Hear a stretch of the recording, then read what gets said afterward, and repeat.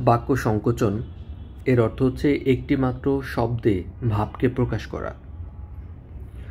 পাখির ডাক এক কথায় প্রকাশ করলে হয় কূজন। হাতির ডাককে এক কথায় বলা হয় বৃংহিত। অশ্বের ডাককে এক কথায় বলা হয় হেস্যা। গভীর ধ্বনিকে এক কথায় বলা হয় মন্দ্র। ময়ূরের ডাককে এক কথায় বলা হয় কেকা।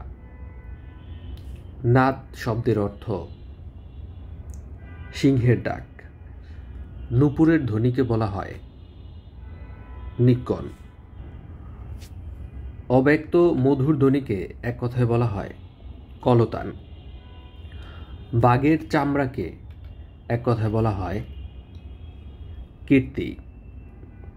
নির্মুখ কোন শব্দগুচ্ছের সংকুচিত রূপ? সাপের খোলস।